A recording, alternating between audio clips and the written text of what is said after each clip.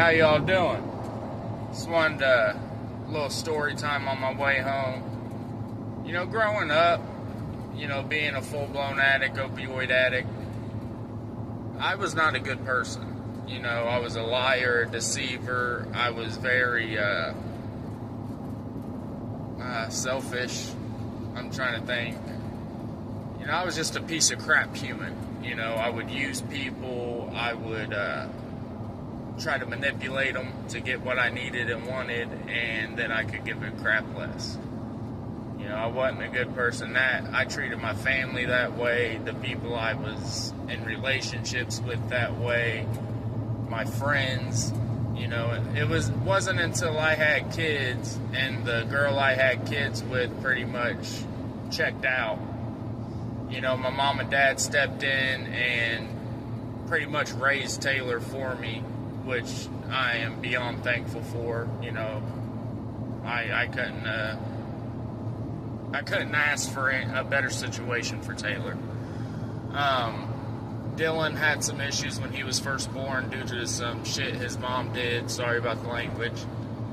So a lot of my time went focusing on him, trying to work, go to school, better myself, take care of our house and keep it, and, do good. Which I was getting better in life. I just wasn't that great yet.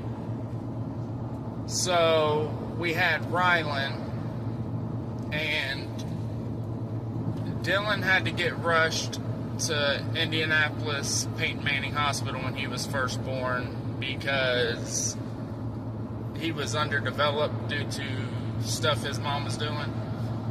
And if we would have fed him one bottle, he would have died because he had no way of processing it. So that was immediate surgery as soon as he was born. 4 hours later, we're in Indianapolis. He's going under a knife. Then, we split up. We, in and out of each other's lives. She gets pregnant with Rylan. Rylan's born severely addicted to opiates and other things as well. So 2 weeks he's in the hospital going through withdrawals as a 2-day-old, trying to get it out of his system so he had a normal chance at growing up right. So I'm doing all this by myself. His mom only comes around when she wants to look good for somebody or impress somebody, and it's still that way. They haven't seen their mom in, I want to say, a year-ish. And she lives in the same town. She lives maybe 5 minutes away.